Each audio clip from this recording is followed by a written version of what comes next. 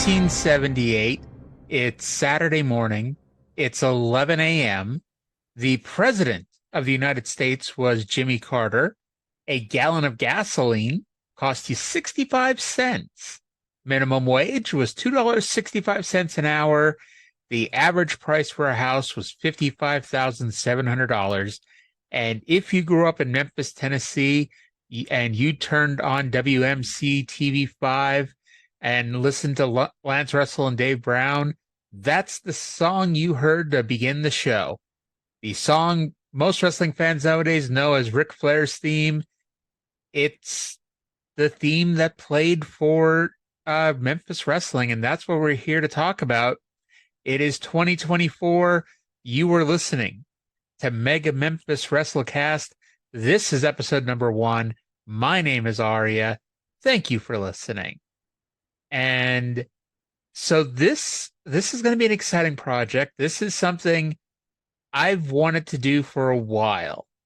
The original plan changed a few times, but if you remember back in the day, the original plan for my first show, Something Else, was Mid-South Wrestling one day and NWA, was it NWA Worldwide? I think it was NWA Worldwide, on another day. That changed when I lost KJ, and I eventually started doing the Smoky Mountain Rewatch Along project. And now with that up and running, I figured it was time to finally pull the trigger on Memphis. Because when you go and look, there are not a lot of podcasts out there. In fact, I don't think there's a single podcast out there that takes a look at Memphis week by week by week. This may be the one and only show to do that. And I hope you all enjoy what you listen to. If you do enjoy, leave me some comments down in the comment section below. Hell, if you don't like it, tell me what you don't like about it. If it's just you find my voice annoying, I'm sorry, so do I. But there ain't nothing I can do to change that right now. All right, so Memphis Wrestling, and I'm going to start off with a big disclaimer, and this is probably the primary reason why you don't see 100 podcasts talking about, Memphis Wrestling week by week. These old shows are hard to find. Let me just tell you this week, we're talking about November 11th, 1978. Next week's episode is February of 1979 because a lot of reasons. We've heard the stories that because videotape itself is so expensive to save money, they just kept taping over the old tapes. And because, especially, and you hear a lot of this, that's why there's not a whole lot of footage from the 70s and virtually none from any earlier, is because who would have ever thought that in 30, 40, 50 years, anybody would give a shit and want to watch this stuff? And between that and the price of it, it's like, who would have ever saw that coming? Like, Jerry Lawler had tried to sell the Memphis Library to WWE for years, but there was never a concrete ownership of who actually owned the library. And part of it, too, was, that I guess Jerry Jarrett sold off tapes, like the actual raw footage, to a lot of fans at different conventions over the years. And there was just never really a big collection that they ever kept. And hey, I don't blame them because, like I said, who the hell would have ever guessed that people would want to talk about this 50 years later? But we do, and we're here. And so we're going to do as best as we can. There are some episodes that are not full episodes. Like even this week's episode, we were able to get 49 minutes and 25 seconds worth. And for a 90-minute show, we're missing about 10 minutes. So we're getting as much as we possibly can. And, there will be weeks where I may double and even triple up episodes because otherwise I'm going to be talking for 5 minutes because there's nothing else to talk about. And some people out there might be going, hey, we'll only listen to you for 5 minutes. That's an improvement. Well, bleep off right now. So we're going to dive into this here. Now, I gave you the little intro to remind you of where we were in 1978. You know, our announcers are Lance Russell and Dave Brown, the legendary Hall of Fame announce crew. And like pretty much every legendary announce team, especially back in the 70s and 80s, they have their pluses and minuses. There will be people who will sit here and tell you that they're the greatest announce team of all time. No one will ever beat them. And then there will be people who will nitpick them apart. I believe we're going to fall somewhere in the middle of that. I believe we're going to acknowledge the greatness of Lance and Dave. And there will be times where it's time to nitpick it and, pick apart different things they do and say. So let's not waste any more time. It is Memphis Wrestling, November 11th, 1978, from the Channel 5 studios in Memphis, Tennessee. Let's go to the intro of the show with Lance and Dave. Yo again, everybody. Lance Russell and Dave Brown right along ringside, all ready to go with another big week, championship wrestling. Feeling good today and a great-looking card, Davey. We got a good card today. Opening match, Danny Davis will be in here with Sammy Holt. A first look at Sammy Holt. He will be going against Wayne Ferris, and Ferris will have as his partner Handsome Jimmy Valiant. Mercy. Robert Gibson and Jackie Welch will be in here in the next match. They will be going against the Bounty Hunters with their manager Chuck Malone. Then Tommy Gilbert and Terry Sawyer team to go against Don Fargo and Big Bill Dromo. They'll have Al Green in their corner. Single match, Steve Brody against Coco Ware. The expiration of time match today. The Kelly twins from Ireland will be going against the King, Jerry Lawler, and the superstar, Bill Dundee. Yes, sir. We hope we have time to get it all in. If not, we'll have to leave some of it out. But by golly, what there will be is going to be action and a half, Davey. Looking forward to get it on it. And right now, we better do exactly that and see if we can get... So we're going to have action and a half on this week's episode of Memphis Wrestling here.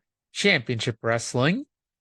And you just heard, and it's, a lot different than, you would see in modern day wrestling. Like now, even when they preview the card, they may tell you about the top match. They may tell you about the top two matches. If you watch AEW, throughout the show, they'll put, lower third graphics with, matches that are coming up and whatnot.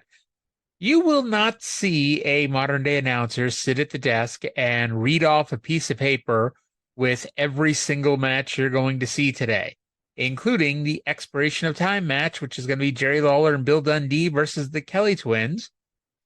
And I should note that, no, this is not Smoky Mountain, but yes, Danny Davis and Robert Gibson are both going to be in action here today. So with that, we go to our first match.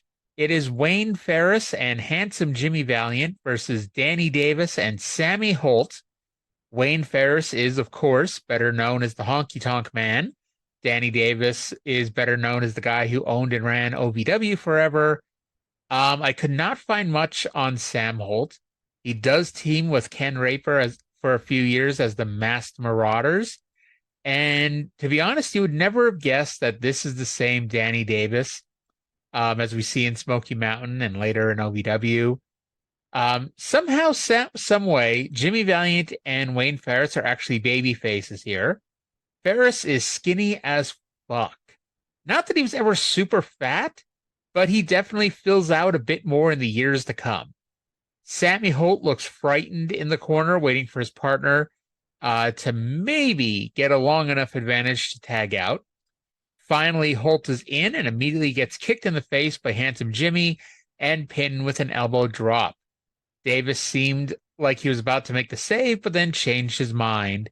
And they actually keep calling Wayne the Fonz. So, in much the same way as like our other shows, like you're not really watching these old wrestling shows for great 5-star matches. You're going to see some good wrestling. You're going to see some bad wrestling. We're going to talk about both. At the end of the day, you're watching it because you want to see the promos, you want to see the angles, you want to see your favorites in action, even if, again, the match isn't lighting the world on fire, it's enough for the audience. And it's all about trying to sell tickets to your shows. In this case, as I think most people listening to this know, they would run every Monday night at the Mid-South Coliseum. They'd have their loop around Louisville, Evansville, place all over the little area there. And yeah, like that is what it is. It's not. This isn't going to be 3 hours of Raw, 2 weeks or 2 hours of Dynamite, etc. Honestly, it's more than Mid South on the ever. Hey, this week, I know we just talked about the first match. This week's a fucking amazing week. We could not have picked, a better week to start the show off with. Well, we probably could, but this was a pretty goddamn good week. Well, just to spoil that for you ahead of time. So let's go now to an interview with handsome Jimmy Valiant. This is not the Jimmy Valiant of 1987 Crockett, although, obviously it's the same guy and has similar personalities, but this is not the guy trying to get revenge on Paul Jones. Let's go to that interview right now. But this outrageous man, we've got to get out of here and talk to the handsome Jimmy Valiant. Right out of the Big Apple. And here comes the handsome Jimmy. Woo! Musty, baby, musty! Introduce a young fella up there to big-time wrestling. You kind of took that Sammy Holt's head off with that big arm in there, Jimmy. Personality has come out that you are now into the music business. Huh? Handsome Jimmy wants some action! Woo! Musty, baby! I love it, Daddy. Burt Reynolds and Sandy Fields just dropped Handsome Jimmy off at the studio this morning, Daddy. I think Burt slipped that Handsome Jimmy a little something, baby, because Handsome Jimmy hasn't been able to close his baby blue eyes in 48 hours. I think the man gave Handsome something, and I feel good. I feel like doing it, Daddy. I feel like doing it to that, baby. Woo! I feel good this morning, baby. You know something? I heard Burt lean over to Sally. He said, Sally, let's watch Handsome Boogie. Woogie. Woo! I love it, baby. I know that you've had some of your intimate friends that you've told us about in the past in the music field, and I guess that had some kind of influence about Handsome Jimmy. For sure.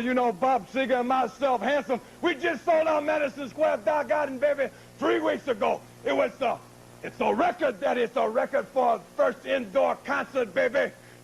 The gate was $340,000. They held 25,000 people indoor, baby. Bob Seger and Handsome Jimmy in concert. Whoa, baby! Do it, Daddy! You got a little clip right here, baby. I want to get it on. I just want to say something on my ladies out there. Just be cool, baby. Lay back. Don't jump out of them pantyhose and dig it, Daddy. Yeah, we do have... Okay. So, I should have warned you. This next part, this is going to be tremendous here. This is the Jimmy Valiant show this week.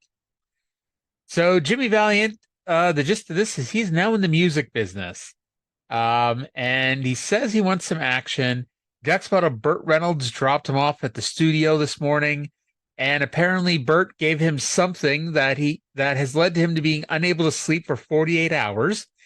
Keep in mind, this is the 70s. And drug use was a lot. I would say it was a lot more prevalent, but it was, I don't know. It wasn't quite as scandalized in some ways as it is now. But anyway, Valiant goes on to say that him and Bob Seger just sold out Madison Square Garden with 25,000 people paying $340,000 to watch this concert.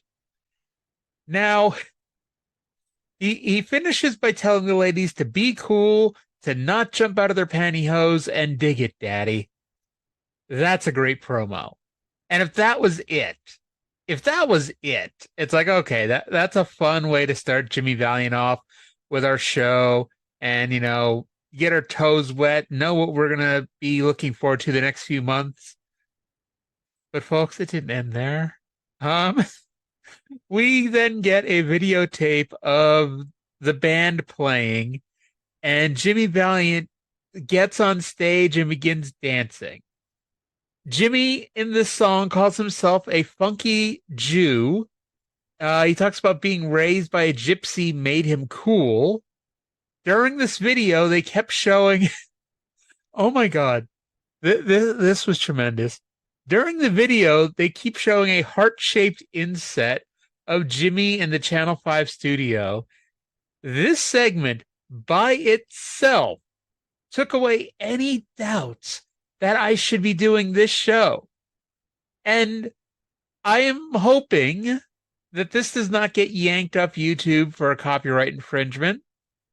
I'm going to play a small snippet of this song just to give you an idea of what we're dealing with here. Hope the next 28 seconds is not about to be silenced. Hope you enjoy it. Woo!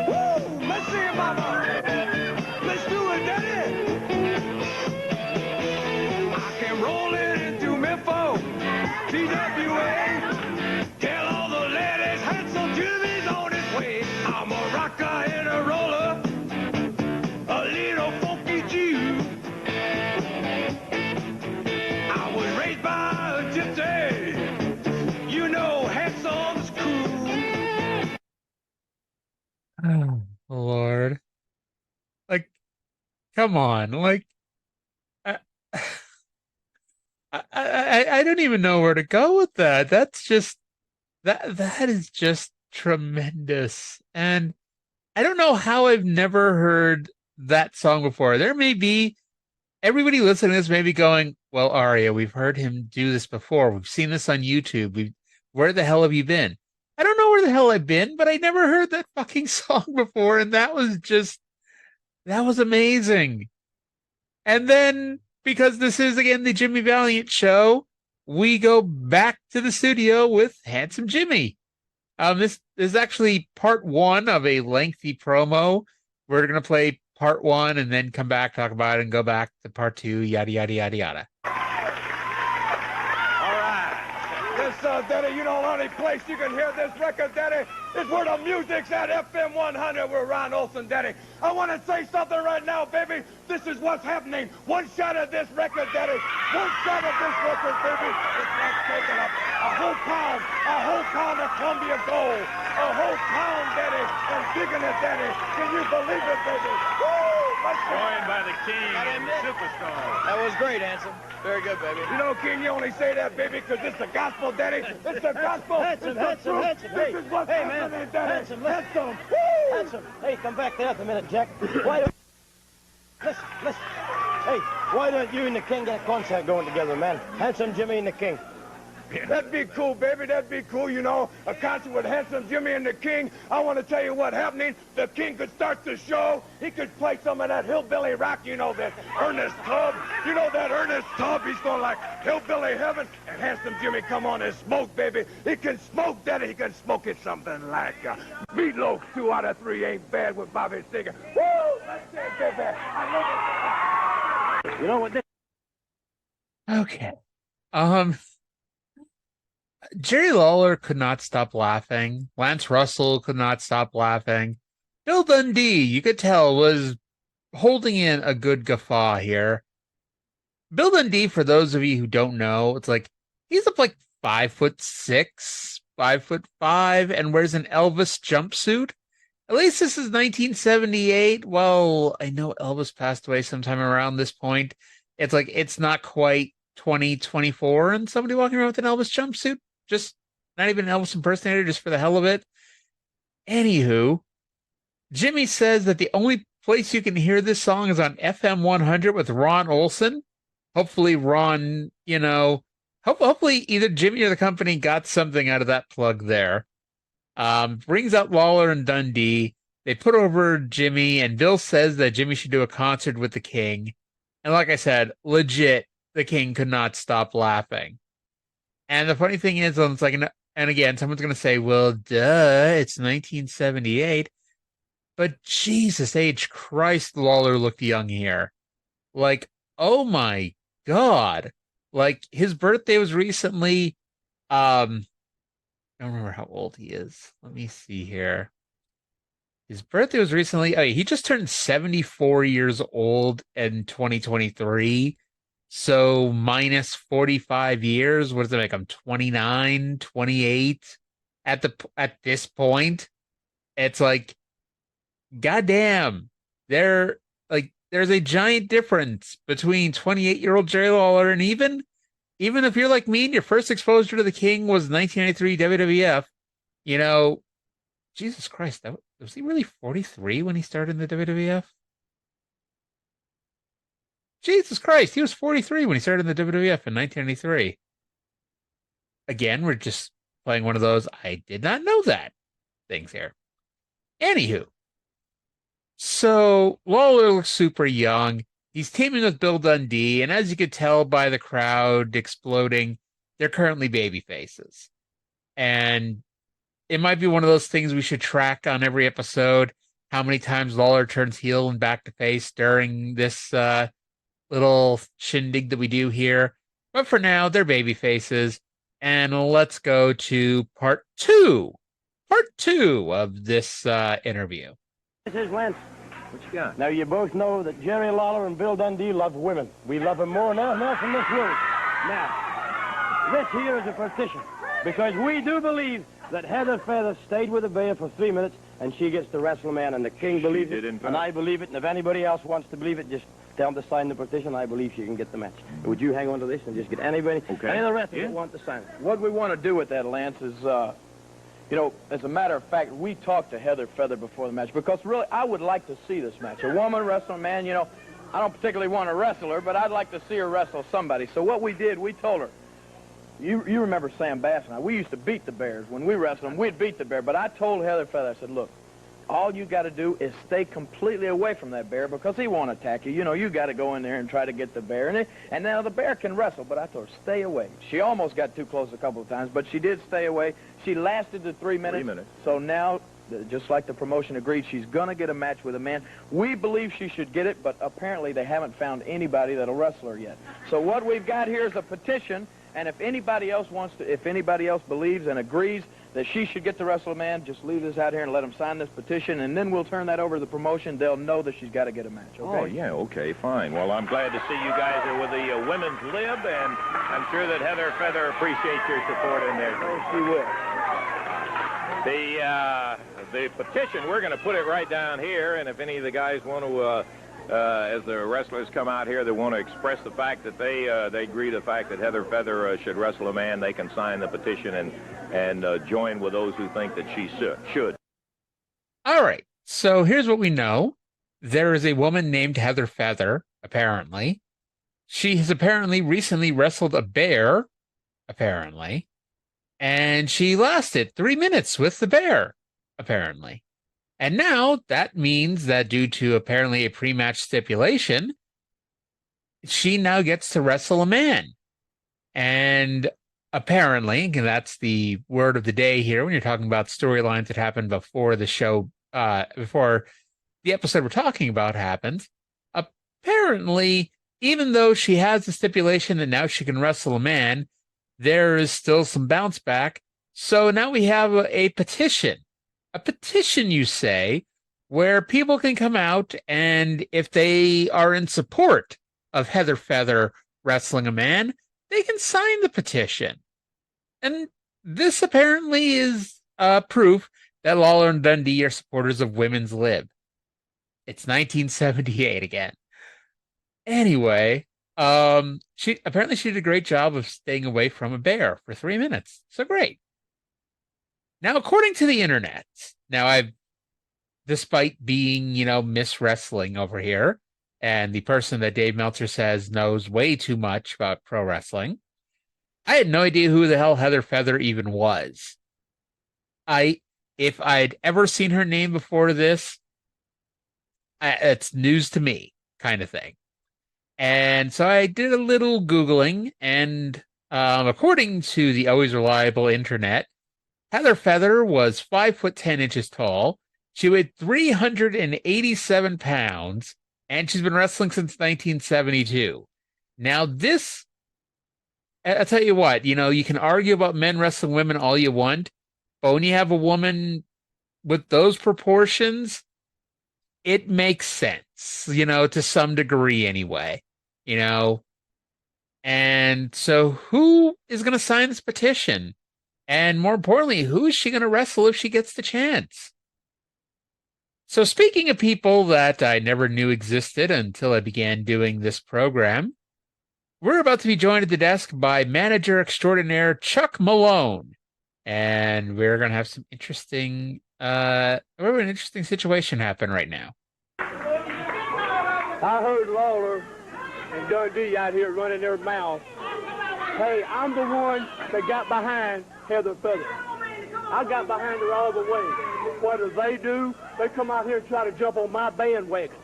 I'm not going to put up with that. Well, it is true that you did say that you thought Heather Feather ought to have a match with a man. Are you interested in signing the petition? Yes, sir. I'll sign a petition for it. Petition? Yes, sir. Right there. The petition's up here and just signed down there. Chuck Malone putting his signature in there to show that he is behind Heather Feather. You deserve to shot with a woman. Okay, Chuck, thank you very much. Dave, here we go. All right, this match will be a one-fall, 15-minute time limit match. One fall only, 15-minute time limit. Introducing at a total weight of 498 pounds from Tombstone, Arizona, with their manager Chuck Malone, the Bounty Hunters. Going against them in this match at a total of 443 pounds from... Let me interrupt you for just a second, but I see that Chuck Malone... Chuck, I'm sorry, but we made a mistake. I thought we brought out a petition, but it seems we brought out a contract to wrestle Heather. And you signed it, baby. You signed your name to the contract to wrestle Heather Feather, and there it is.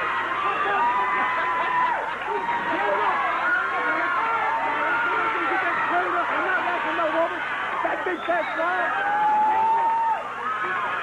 No, I just signed that contract. You tricked me, man, Chuck. All right, go back there and get it and tear it up. We got a match in here. That big old fat thing belongs to the cage out there to do somewhere. You think I'm going to wrestle?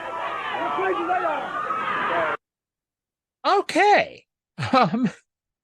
So, I got to tell you, when I first saw the beginning of what we just listened to, I was really confused because Chuck Malone was very obviously a heel. And he is coming out and arguing that he's the person who is, in favor of Heather Feather, who by all accounts appears to be a babyface, getting a match with a man. And he's the supporter of, women's lib and all this shit. So he signs a petition and goes to the ring with his men, the bounty hunters. And suddenly, Dave Brown, you heard him, Dave Brown introducing the next match, when Jerry Lawler shows up and announces that it was his mistake. They didn't bring out a petition. They brought out a contract that Chuck Malone signed. And now Chuck Malone is contractually obligated to wrestle Heather Feather. And Chuck, you heard him freaking out. You could barely understand a word that he said.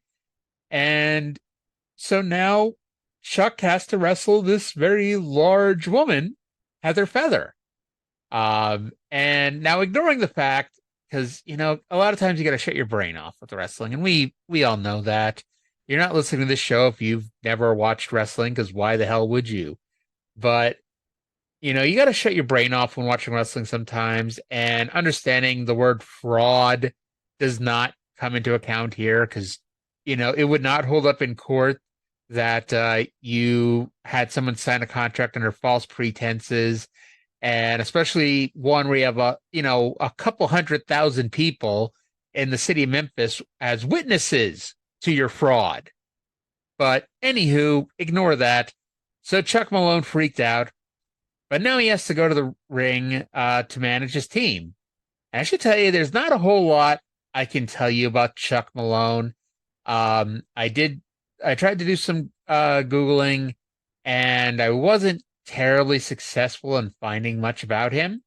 I can tell you that he passes away in January of 1999, and he does have a handful of matches, over the next few years, including the one with Heather Feather, which, by the way, we'll find out later is going to be at the Mid-South Coliseum on Monday. Oh, darn. So we have the Bounty Hunters, who are David and Jerry Novak with their manager Chuck Malone, versus Robert Gibson, future of the Rock and Roll Express, and Jackie Welch. Now, apparently the rules of Memphis wrestling, and who knows, this may be the rule of Mid-South, which is why, we saw Akbar do this a few times. But the rules here in Memphis are that managers have to sit in a chair at ringside. And they actually, the match could not start because they were looking for a chair and a security guard had to bring him one, and the match was on.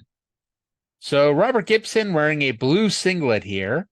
And we then had to jump in the picture because, again, this isn't the greatest tape of all time. It's, 45 years old and not, perfectly preserved. It's pretty damn good for 45 years old, but, it's not, high definition, perfect quality here. But anyway, Jackie Welch was in getting his ass kicked by the Novaks. We have a four-way brawl. Chuck Malone is scooting his chair back and forth. And finally, with the referee's back turn, he grabs Jackie, who's outside the ring at this point, and he drops him with a pile driver on the floor. Gibson runs around to help his partner, but it's not enough, and Welch gets counted out. Gibson attacks Malone, and this leads to all three heels pounding on Gibson. Lawler and Dundee run in for the save, and this may be the last time we see Jackie Welch. So, angle alert. The next 10 minutes of video is just tremendous. We're going to cut it up into at least two parts here because two different things are happening. So we're going to start with the first part. It's more Chuck Malone because, sometimes we just need to see and hear the same people repeatedly. Let me tell you this. I want you to understand this. You come out telling me, get something straight. I want to get something straight with you. Fine. You have the option not to wrestle her. But let me tell you what the other side of the coin is. The fact of the matter is that you signed a contract with the Jarrett Welch Company to wrestle Heather Feather. I don't care what you say about it. I saw you sign it right out here, and you have the option. Fine. If you want to break that contract, then you can pack your bags and just leave the territory, and there won't be any managing. What do you mean I can leave? It's very simple. When you sign the contract, if you want to break the contract with Jarrett Welch, fine. If you want to stay around with your boys and all, then you will wrestle. Now, the option is simply yours, Chuck Malone. It is a question of whether you want to show up and live up to the contract that you signed, or whether you want to pack the bags. And I don't think there'll be too many tears about it if you elect to take yourself out of here.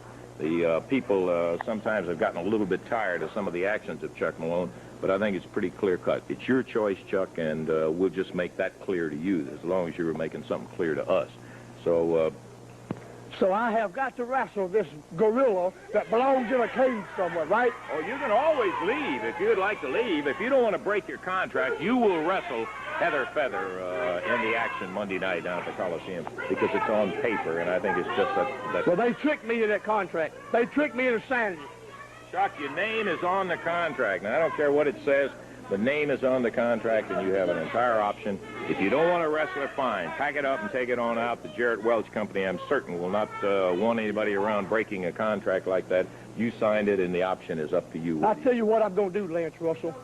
I'm going to wrestle that gorilla, and I'm going to get in that ring with her. And when I do, the blood's going to be in your hands. It's going to be all on yourself, Lance Russell, because I'm going to hit her so hard in the mouth that's going to split both her eyeballs open.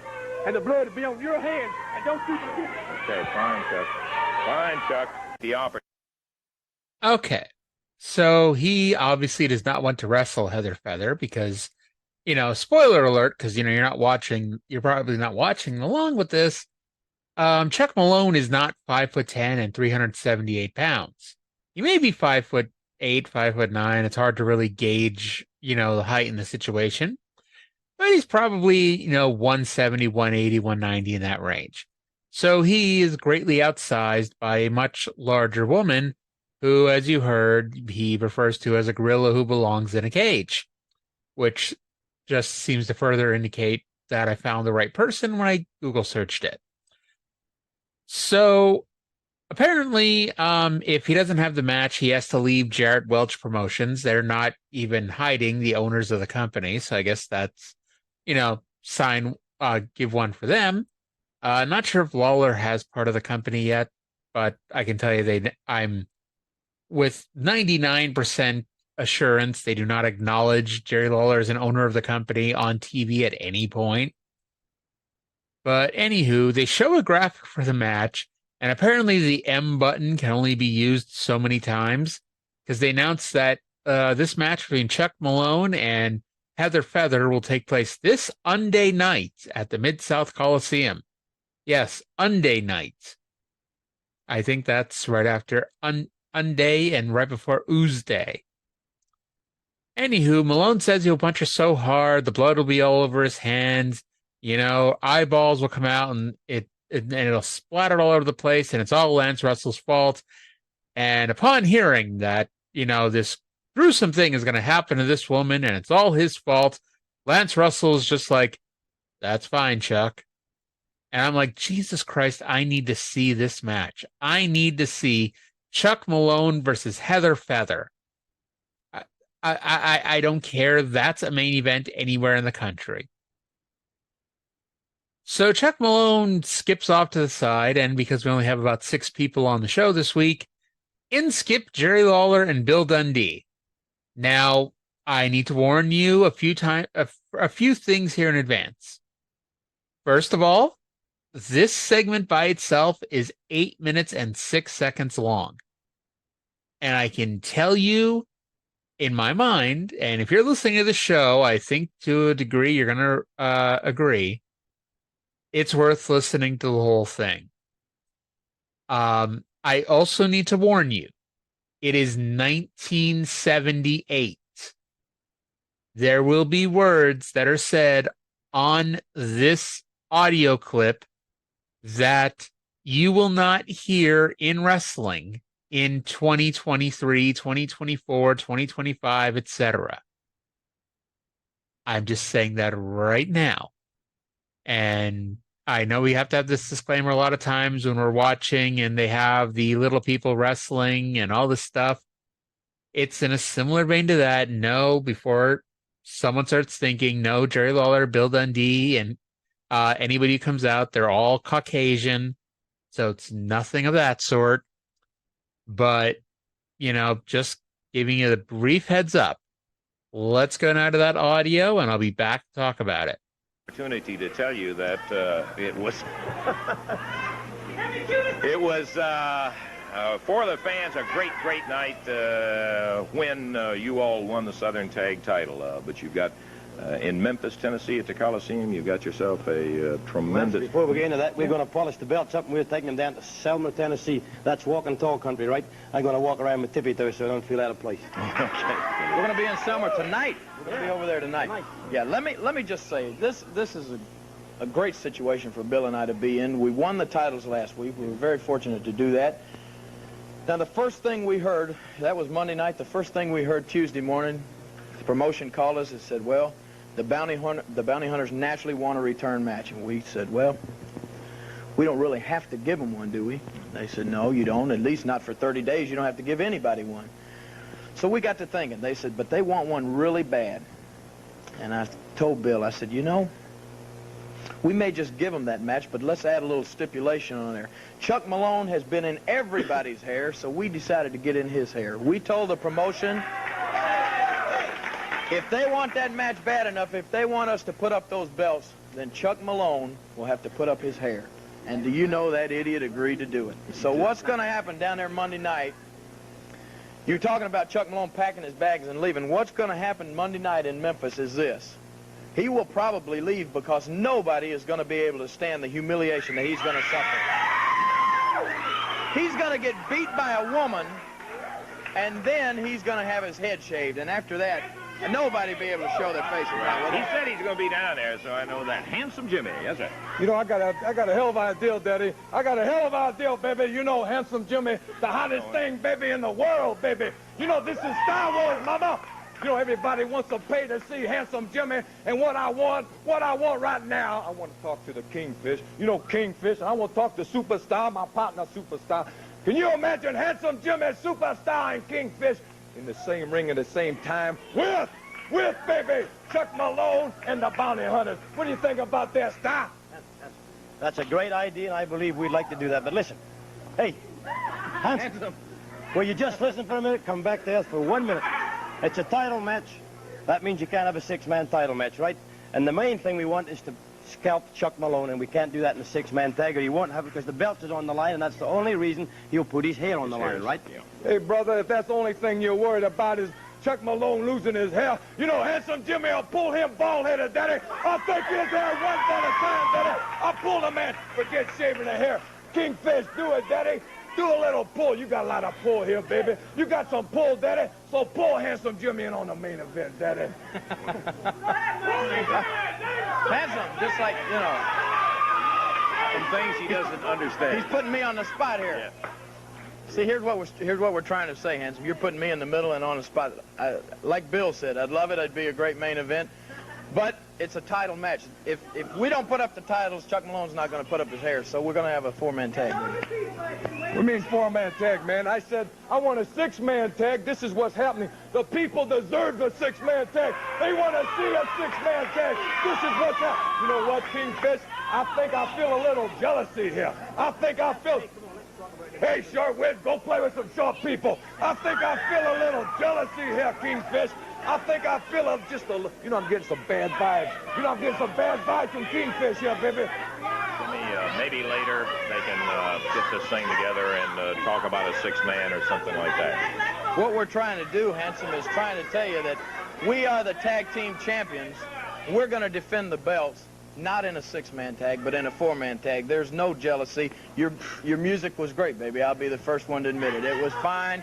There's no jealousy, but we can't have a 6-man match and get his hair at stake. And I think the people want to see Chuck Malone bald-headed more than they want to see a 6-man tag, so that's what we're going to give them. You know, Kingfish, and I want to tell you something right now, very honestly. I think you hold something against Handsome Jimmy. I think, baby, every time since Handsome Jimmy hit Memphis, I think since I hit Memphis, Tennessee, Daddy, you know, Handsome Jimmy's the hottest property, Daddy, since Coca-Cola, baby. And I want to say something. I feel a little tension because, you know, the Kingfish is not as popular as it used to be because all the people dig Handsome Jimmy now. You understand? This is what's happening now, baby. Handsome Jimmy's what's happening now. You know, just a few months Handsome Jimmy's been in Memphis, Tennessee. Hey, already Handsome Jimmy's got his own candy store. Go by, they say, Handsome Jimmy, since you get some free candy, fans. Do it for Handsome Jimmy, baby. That's Overton Square, Daddy. This is what's happening, baby. You think we're trying to cut you out of the main event, right? What your problem is, Handsome, is we can't cut you out of something you weren't cut in on to begin with. You're not in the main event. We're the main event. What the problem is, you're on a preliminary match. Do you know what a preliminary match is? That's where the promoters put preliminary wrestlers. That's where you are. That's the whole problem. Let me tell you the whole thing right now. I know exactly what it is, Daddy. You know you are jealous of Handsome's body, Daddy. You are jealous of my old lady, Daddy. You are jealous of my record, baby. You know FM 100 plays my record, and they request it daily, Daddy. They request it every minute, baby. You are jealous, Daddy. You are jealous, baby. That's what's happening, Kingfish. You are jealous, you're sick, man. You're very sick, baby. Let me tell you something, Handsome Jimmy. I'm not jealous of you because let me tell you just exactly what you are. No, you guys don't have to come out here. We'll settle this right now. It ain't no way I'm going to be jealous of a big fag-looking jerk like you. You got bleach blonde hair.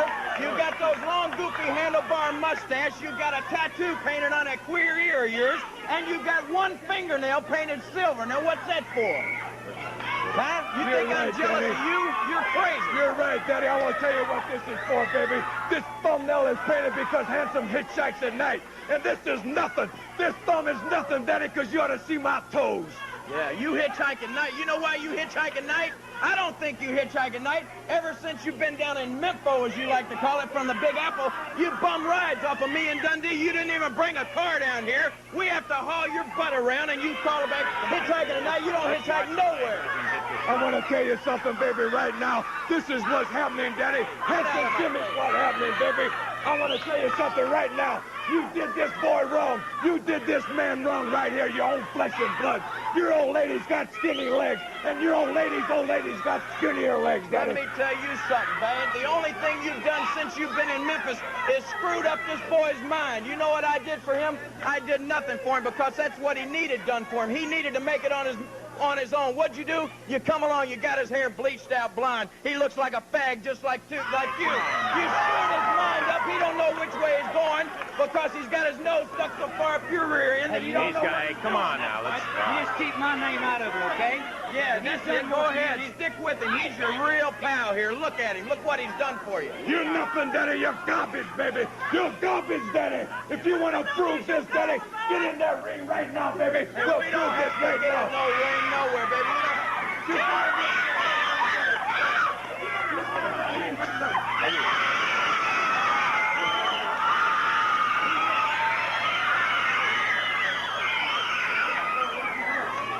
Let's get it, yeah.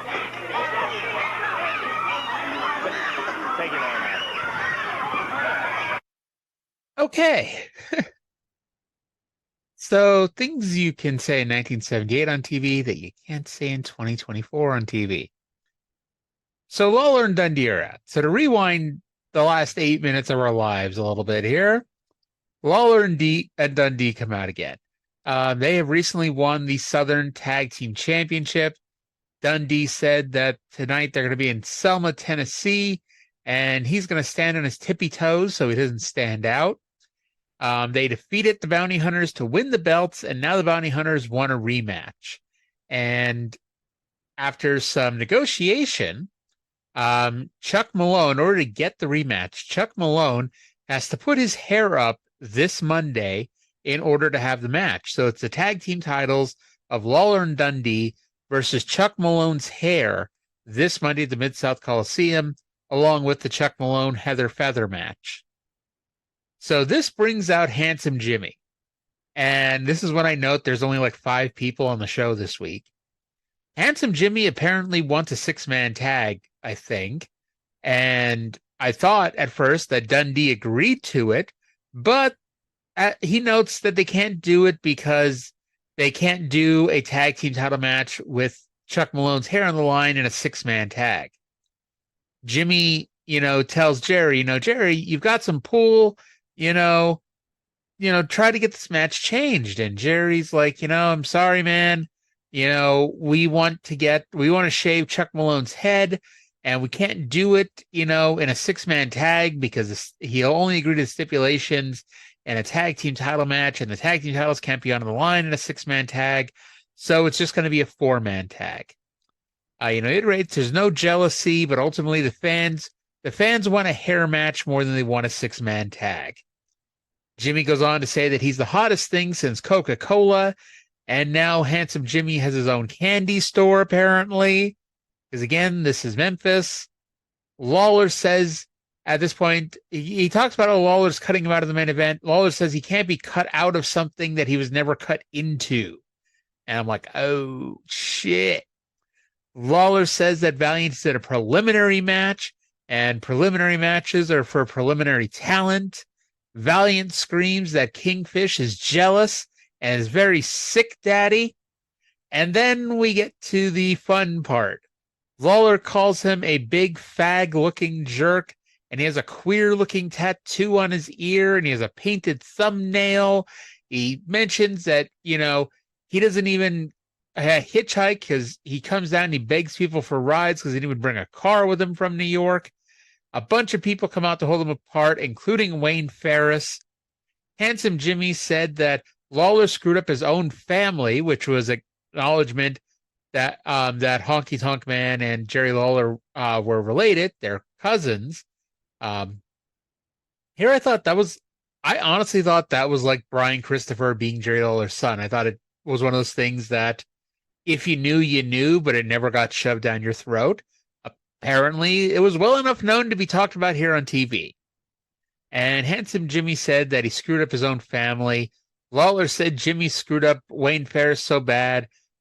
Ferris dyed his hair blonde to look like a fag like Jimmy Valiant. And keep in mind, this is making him the baby face. Again, the baby face in this. Finally, Lawler slaps Handsome Jimmy, and everyone gets pulled apart. So that was a fucking angle. That, I'm telling you, I may not be a fan of every word that came out of everyone's mouth, but that was a tremendous angle. That, in a lot of ways, it came out of nowhere because we saw Handsome Jimmy early in the show. He was a big baby face. He has his own song that's out now. He's performing in concerts. you know, and, Lawler's doing his thing with Chuck Malone of the Bounty Hunters, and out of the blue almost, comes this angle, and, it does make sense, because at this point, I'm assuming we're at the end of the Bounty Hunter feud. So we got to move Lawler on to something else, and we got to, hit a big, some big angle here to kick it off. And we had a Jimmy Valiant heel turn, which, if you're like me and your only exposure to Jimmy Valiant was mid to late 80s, Crockett, this is a very different man. This is, this is a little different. It's a little bit out there, but I'm really interested, and I'm hoping, I haven't watched the episode we're going to be covering next week yet in February, but I have hopes that it's going to keep going, for a little bit, or at least we're still going to have a little bit of it come February, although, this is, weekly episodic television. They go through a roster sometimes quickly. They go through big matches, big feuds. And, got to go from there because you got to keep everything fresh. But we'll see what happens with this. And hopefully, like I said, hopefully we still have something to come back to next week. Don Fargo and Big Bill Dromo with their manager Al Green versus Tommy Gilbert and Terry Sawyer. After that last segment, we were definitely ready for a nice, fun wrestling match here. Big Bill Dromo has Heart Punch written on his ass, so either that's his finish or it's a new beverage who's sponsoring Dromo's tights. Terry Sawyer is a quote-unquote former Olympic wrestler, which doesn't mean much when Fargo rips him down by his hair. Fargo and Dromo get the heat on Gilbert and beat on him in the corner. We break down into a four-way because Terry Sawyer can't be bothered to follow the rules and jumped in the ring. The referee does clean it up. But as the match goes on, we have a visitor at ringside here. It is Jerry Jarrett, who is coming out to address what happened, previously here. And he's got something to say regarding the Jerry Lawler incident here. Not Jerry Lawler incident, but, Jerry Lawler, and everything that went on with Jimmy Valiant, Bill Dundee, Wayne Farris, et cetera, et cetera, et cetera. Jerry, while this match is going on, I want to take this opportunity to personally apologize to the fans. Lawler and Valiant, both of them lost their temper, and of course, when they lose their temper, sometimes the man just doesn't know what he's saying. But we're not going to tolerate that. I want to apologize to everybody for it. Of course, there's nothing I can do about it afterwards. I have fined both Lawler and Valiant $500 for letting things get out of control, and I can assure you that it'll never happen again. Okay, thank you, Jerry. We appreciate it. The word from Jerry Jarrett on some of the language and actions that occurred out here a few moments ago between Jerry Lawler and handsome Jimmy Valiant. Again, to repeat, promoter Jerry Jarrett says both wrestlers have been fined. Just to emphasize that is not tolerated by Jerry Wells Wrestling. All right. So Lawler and handsome Jimmy are fined $500 each for letting things get out of control, and we are sure this will never happen again. I would assume it was the fag comment, but at the end of the day, I don't know what else they could have actually said necessitate the apology and the kayfabe fine. But yeah, I'm legit blanking. I'm assuming that's what it is.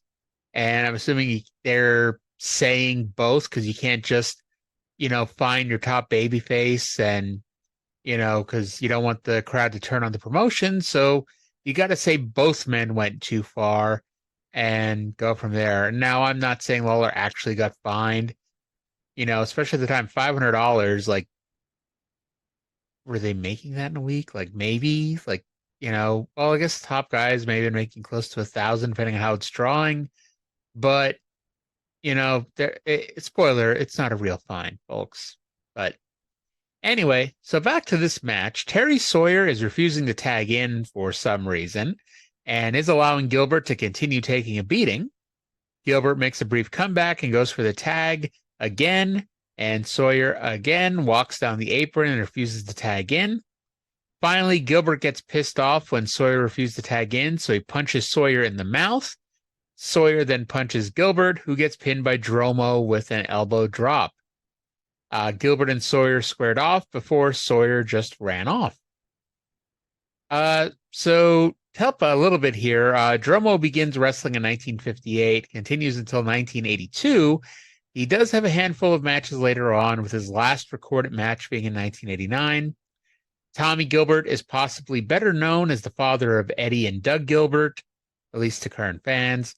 Don Fargo is a longtime stalwart of Memphis wrestling, and someone who a lot of people, even if you're not familiar with Memphis wrestling, a lot of people know Don Fargo, or at least the name Don Fargo, just based on the gimmick of his brother Roughhouse Fargo, who, the gimmick was that he was locked up in a mental institution, and once or twice a year, he would get out and come in and help Don out with a big feud he's having, and it would draw pretty well. And keeping in mind that the real man behind Roughhouse Fargo was actually a referee in the Carolinas at the time, but I should let you know that run is mostly over. I think I did see it does come back in a little bit, but for the most part, we reached the end of that, so I'm sorry. Anyway, Terry Sawyer is closer to the end of his career than his beginning, as this appears to be his last Memphis TV match, and he retires in 1980. Steve Brody versus Coco Ware. Coco would, of course, gain a middle initial and go to the WWF in 86-87 and have a run as an underneath face with his parrot, Frankie. Lance Russell calls Coco stocky, which is the nice way of saying that he's thicker than most. Funny enough, he's not fat or anything, just like how I mentioned how Honky Tonk Man, was never fat, never obese, but he was larger. Coco's larger than at least I seem to remember him being. Anyway, this is a very basic match. Coco locks in a headlock that Brody kept trying to shoot Coco off, but was unsuccessful, and Coco won with 3 successive drop kicks. I legit could not find anything about Steve Brody. I can just tell you, despite numerous Google searches trying to, direct me otherwise, this was not Bruiser Brody. And then it's time for our expiration of time match. It is Southern Tag Team Champions Jerry Lawler and Bill Dundee versus Pat and Mike Kelly, because again, we only have 5 people in the show, and they got to be on the show 100 times. They went as hard as you could for what essentially was a 90-second match. Lance legit yelled 1 minute to give them a go-home cue, which weirdly was when the match slowed down. Pat Kelly used the side headlock takeover. We got down to 15 seconds before Lawler fought out, used his own side headlock takeover, and we went to the grueling 96-second time limit draw. So that does it for an amazing episode of Memphis Wrestling. And like I said, when I watched this, that first Jimmy Valiant segment where he was singing at a concert, that was when I realized that I made the right decision doing this podcast, because that was just fucking tremendous. By the way, I should note that the studio, and I mean, we've probably all seen pictures of the studio at one point or another, but the studio has pink walls in the background, which does not last, forever. I'll just say that. Anywho, so that's Memphis Wrestling. That's November 11th, 1978.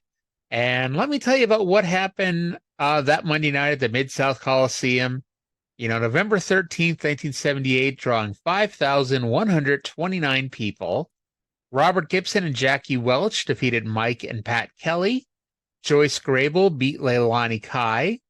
Terry Sawyer beat Lou Thez, which I did not see coming. Joe LeDuc and Don Fargo beat Jimmy Valiant and Wayne Farris by disqualification.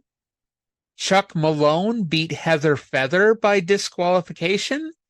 And in the main event, Southern Tag Team Champions Jerry Lawler and Bill Dundee beat the Bounty Hunters, and as a result, the Bounty Hunters manager Chuck Malone lost his hair. So Chuck Malone is shaved bald. And the feud with Jerry Lawler and Jimmy Valiant is just heating up here, folks. So that's going to do it for the first episode of the Mega Memphis WrestleCast. I hope you had as much fun listening as I had doing this one. Thank you all for listening. And we'll be back every Saturday at 11 o'clock Eastern. I know. Someone's going to say, well, Memphis was 11 o'clock Central. Piss off. I'm posting at 11 o'clock Eastern. If you want to wait to listen to 11 o'clock Central, wait till 11 o'clock Central. But 11 o'clock Eastern, we'll be back next week. We're into February 1989. It's at least February 17th, 1979. I'm probably going to link it up with February 24th, 1979. We'll have to wait and see. But thank you all for listening, and we'll talk to you again in 7 days.